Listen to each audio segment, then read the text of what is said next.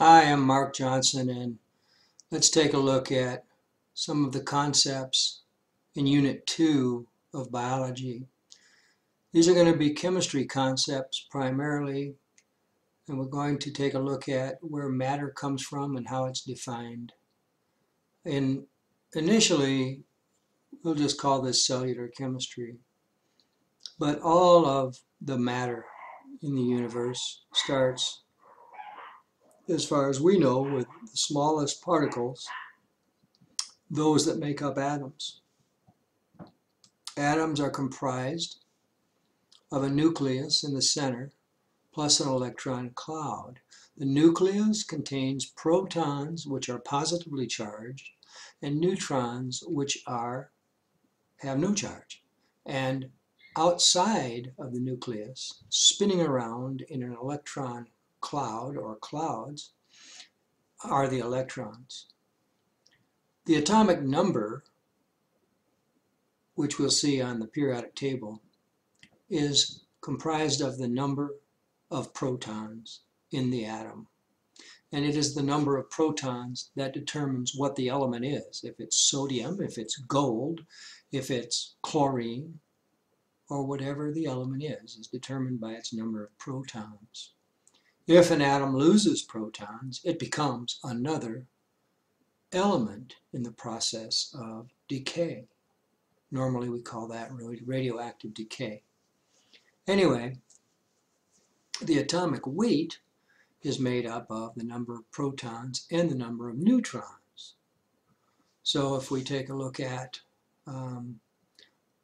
say, a model of an atom, some models might look like this or like this, where we have the electrons spinning around on the outside and the nucleus inside. Some models would look like this. And there'll be different shells because the shells are defined as the distances away from the nucleus that electrons are. And you can imagine that in the first shell there are only 2 electrons. But as you get farther and farther away, there's more room. And so there can be more electrons simultaneously spinning around without bumping into each other. So there are different models. This is more like the way it is. In that center are both the protons and the neutrons. So the nucleus is positively charged. The electron cloud is negatively charged.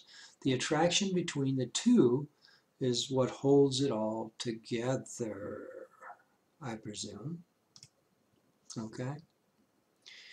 Now, it turns out that when we talk about the atomic weight, the electrons have so little mass that we ignore it. They do have some mass, but we ignore it. And as I said, they occur in shells outside of the nucleus at different distances. Let's take a look at a periodic table of the elements. If we talk about the atomic numbers, hydrogen has 1. 1 what? 1 proton. Helium has 2. 2 what? 2 protons. How many neutrons does it have? 2. And its atomic weight is, 4.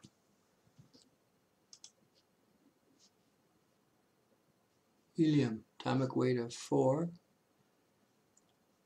Colorless, odorless, and so forth. Let's go back to the table. So helium, atomic weight is 4. Well, that's pretty neat. It's not exactly 4 though, but it's close to 4. In fact, if we look at carbon, let's go back and look at that. Oops. If we go back and look at carbon, it has 6 protons. Its atomic weight is, look on the left, 12. But it is also not exactly 12. Let's take a look at chlorine. Chlorine has 17 protons. That's its atomic number. But its atomic weight is 35.45. Ooh, that's more than twice the number of protons. So chlorine must have 35 minus 17. It must have 18 and a half, roughly, neutrons. Is that right? What makes up those small numbers there, 35.453 and so forth? Is it the electrons? No, it's not. It is actually the atomic mass is an average of the types of chlorine atoms there are. And these are called isotopes. Isotopes are atoms of an element with different numbers of neutrons. Oh. So most of carbon is carbon-12, but some of carbon has 13, and some of carbon has 14 neutrons. No, that wouldn't be right, would it? Carbon-12 would have 6 and 6. Carbon-14 would have 6 protons because it's carbon. It's going to have 6 protons only. And then it's carbon-14, so, gee, 14 minus 6, that's 8. So it has 8 neutrons. Interesting. And these occur naturally, for the most part, by the way, these isotopes. Many isotopes are not stable, and these atoms often fly apart or disintegrate in a process we know as radioactive decay. And decay may last seconds or thousands of years. And there are 3 kinds of radioactive decay. And this is somewhat important because this can make us sick. Even though it's natural, it can make us sick. So what kinds of decay are there? There's alpha decay that happens when protons fly out of the atom. And this happens with radon gas in your basement. If your basement is not well ventilated, radon gas builds up. It comes from the ground. It is naturally emitted from granite and from cement. And without ventilation, it builds up and it can cause lung cancer, especially in smokers. Beta decay is when electrons fly out of an atom. Strontium-90 and carbon-14 are examples of beta decay. Now, normally, alpha and beta decay are not a problem because when those 2 items fly out of an atom, they don't go very far. They're not very energetic. So as long as those radioactive sources are outside of your body, nothing can hurt you. The problem is that sometimes they get into your body, like radon gas. You breathe it in when you're in a basement that has a high level of it. In fact, in Wisconsin and in other states, you have to get your radon gas tested in your basement before you can sell your house, and your real estate agent will help you with that. It's also a good idea to do it anyway and to have your basement ventilated to fix that problem in case that exists at your house, because it will significantly increase your chances of lung cancer. Beta decay is not normally a problem. There's a certain small amount of carbon-14 in the environment. And strontium-90 is another item that is a problem. It came from nuclear bomb testing. It got into our milk. And it is one of the reasons that our children were getting it in their bones and in their, because it's a bone seeker, in their teeth. And this is one of the reasons why nuclear, atmospheric testing of nuclear weapons was banned by the world when the leaders like President Kennedy found out that children were potentially being seriously harmed by this stuff that was getting into the atmosphere. The third type of decay, radioactive decay, is gamma decay, and it's the most dangerous. Some of the exposure is from cosmic rays coming from space down through our atmosphere. They blow through our bodies all the time.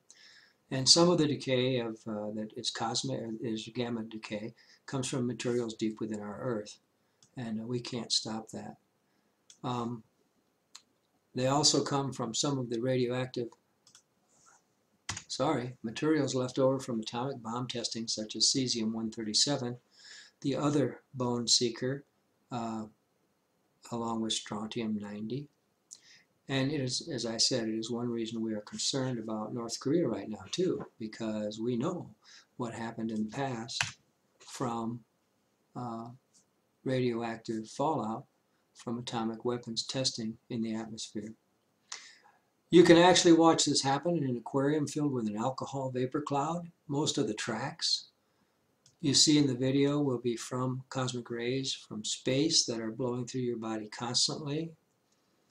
I'm going to turn this video on.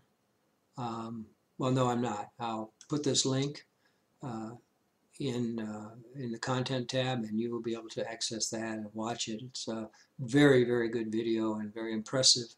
And the lady who narrates it is pretty excited about this stuff.